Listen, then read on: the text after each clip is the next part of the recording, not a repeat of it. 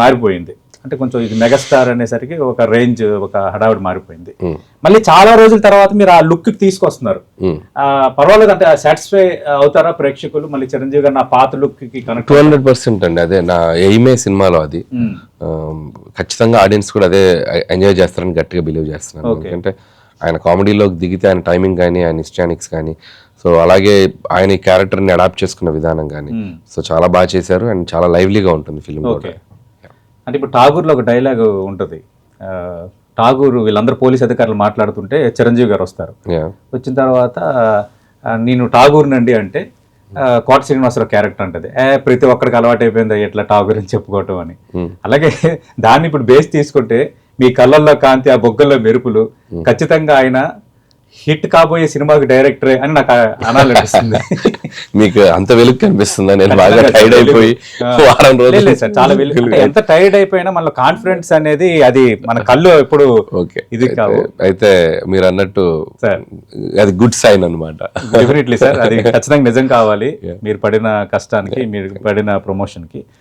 యాక్చువల్గా కంబ్యాక్ తర్వాత first సినిమాయే block buster కొట్టారు చిరంజీవి గారు, ఖైదీ నెంబర్ 150.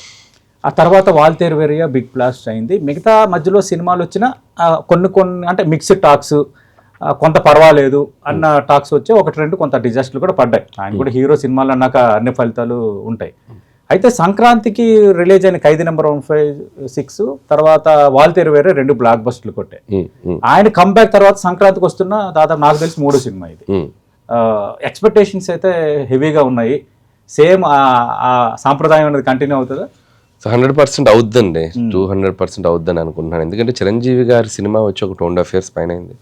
సో అలాగే చిరంజీవి గారు స్టార్ట్ టు ఎండ్ ఒక అద్భుతమైన క్యారెక్టరైజేషన్తో, మంచి మంచి పాటలతో, మంచి మంచి ఎమోషనల్ సీన్స్ ఉన్నాయి. సో త్రూ అవుట్ అంటే ఒక సగటు ప్రేక్షకుడికి చిరంజీవి గారి నుంచి ఏం ఎక్స్పెక్ట్ చేస్తారో అన్ని దీంట్లో దొరుకుతాయి. వీటన్నిటితో పాటు చిరంజీవి గారు అండ్ ఒక విక్టరీ వెంకటేష్ గారు లాంటి ఇంకొక స్టారు, ఒక జనరేషన్ లో ఒక రూల్ చేసిన ఇద్దరు స్టార్స్ ఒక ఫ్రేమ్ లోకి రావటం, ఇలాంటి బోల్డ్ అండ్ సర్ప్రైజులు, ఎగ్జైట్మెంట్ థింగ్స్ ఉన్నాయి. కాబట్టి ఖచ్చితంగా ఈసారి ఆడియన్స్ కి ఈ సంక్రాంతి కూడా, ముఖ్యంగా మెగా అభిమానులకి, చిరంజీవి గారి అభిమానులకి కూడా చాలా స్పెషల్ గా ఉంటుంది. ఓకే, సంక్రాంతికి వస్తున్నాము, 300 కోట్లు ప్లస్ వచ్చింది. మీ అంచనా ఏంటి? మనశంకర వరప్రసాద్ గారు ఎంత కలెక్ట్ చేయబోతున్నారు? నేను సంక్రాంతికి వస్తానికి కూడా నంబర్ ఎక్స్పెక్ట్ చేయలేదు. సినిమా తీసి ఆడియన్స్ లోకి పంపటమే. సో ఆ సినిమాకి మంచి ప్రొడ్యూసర్ కి డబ్బులు వస్తే చాలా అనుకుంటాను నేను. సో ప్రీ ఎగ్జిబిషన్స్ ఎప్పుడు చేయనండి నేను. సో హోప్ ఆడియన్స్ కి నచ్చితే దాన్ని ఇంకా నెక్స్ట్ లెవెల్ కి తీసుకెళ్తారు. నిజంగా దాటితే చాలా సంతోషం. ఓకే.